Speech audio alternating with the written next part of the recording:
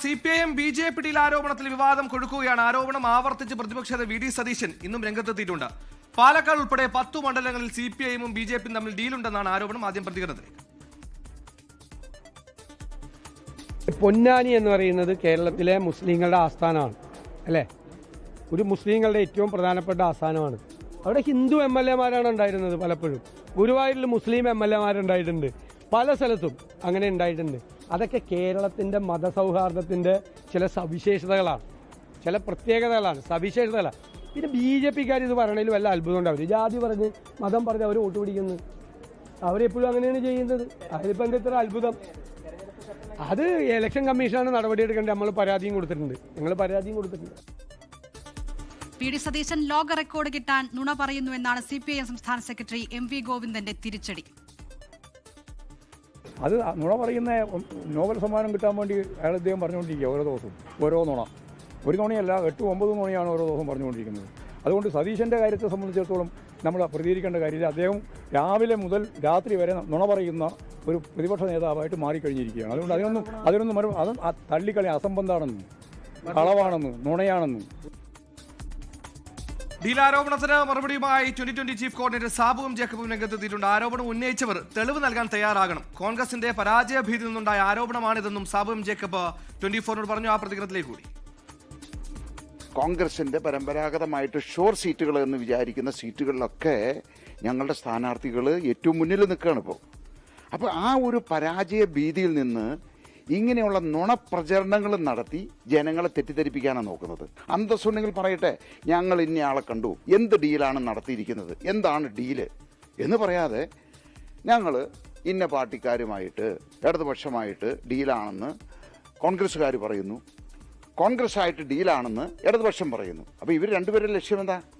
BJP അധികാരത്തിൽ വരരുത്, BJP-യെ രണ്ടു കൂട്ടരും ഭയക്കുന്നു. അതാണ് ഇതിൽ വരുന്നത്. കൊച്ചിയിൽ നിന്ന് ലാൽകൃഷ്ണയും പാലക്കാട് നിന്ന് ഷാരിഖ് നവാസുമാണ് വാർത്തയുടെ വിശദാംശങ്ങളുമായി ചേരുന്നത്. ആദ്യം പാലക്കാട്ടേക്ക് ഷാരിഖ് നവാസിലേക്ക്. ഷാരിഖ്, 10ഓളം മണ്ഡലങ്ങളിൽ CPIM BJP ഡീലെന്നാണ് പ്രതിപക്ഷ നേതാവിന്റെ ആരോപണം. ആരോപണത്തോട് KPCC അധ്യക്ഷൻ ആ രീതിയിൽ പ്രതികരിക്കുന്നില്ല. പക്ഷേ KC വേണുഗോപാൽ അതിനോട് ചേർന്ന് നിൽക്കുന്ന പ്രതികരണങ്ങൾ നടത്തുന്നു. അതിൽ ഏറ്റവും പ്രധാനപ്പെട്ട മണ്ഡലം പാലക്കാടാണ്. ശോഭാ സുരേന്ദ്രൻ അടക്കം ഈ ആരോപണങ്ങൾക്കെതിരെ രംഗത്ത് വന്നിട്ടുണ്ട്. ഇതെങ്ങനെ ഗ്രൗണ്ടിൽ ഒരു പ്രതിഫലനം ഉണ്ടാക്കുന്നുണ്ട്?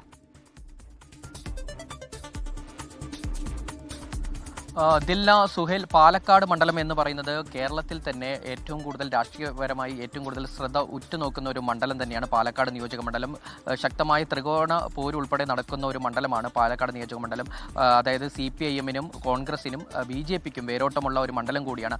അപ്പോൾ ആ മണ്ഡലത്തിൽ ഇത്തരം ഒരു എപ്പോഴും അതായത് വിവാദ പ്രസ്താവനകളും അതുപോലെ തന്നെ വിവാദങ്ങളും ഉടലെടുത്ത് എപ്പോഴും കേരള രാഷ്ട്രീയം എപ്പോഴും ഉറ്റുനോക്കുന്ന ഒരു മണ്ഡലമാണ് പാലക്കാട് നിയോജക മണ്ഡലം. ആ മണ്ഡലത്തിലാണ് വീണ്ടും ഒരു വിവാദത്തിന് വഴിതെളിക്കുന്നത്.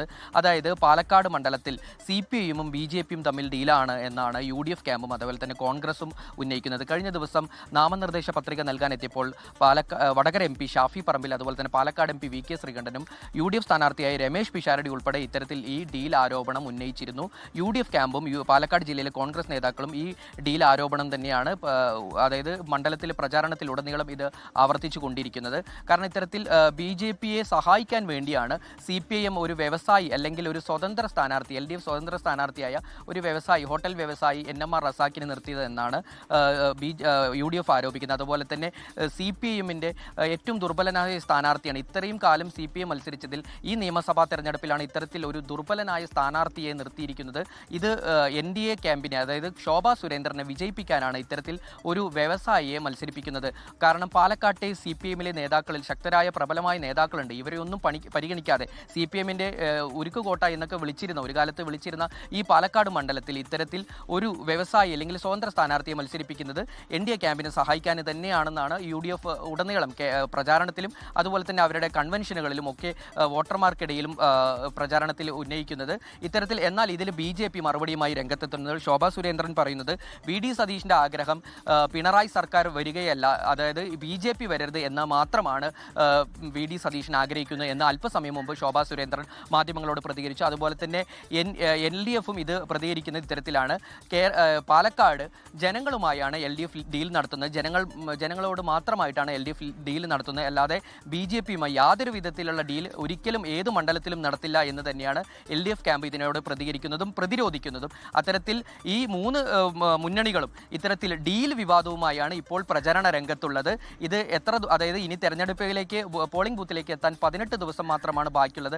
അപ്പോൾ വീണ്ടും ഒരു രാഷ്ട്രീയ വിവാദത്തിലേക്ക് കടക്കുകയാണ് പാലക്കാട് മണ്ഡലം, അതുപോലെ തന്നെ കേരളത്തിലെ 10ഓളം മണ്ഡലങ്ങളും UDF ഉന്നയിക്കുന്ന പോലെ. സുഹൈൽ, ലോകത്തെവിടെയായാലും ഏത് സമയത്തും 24 വാർത്തകളും ഓഗ്മെന്റഡ് റിയാലിറ്റി പാക്കേജുകളും എക്സ്പ്ലെയിനറുകളും വിശദമായി കാണാൻ ഞങ്ങളുടെ യൂട്യൂബ് ചാനൽ നിങ്ങൾക്ക് സബ്സ്ക്രൈബ് ചെയ്യാം.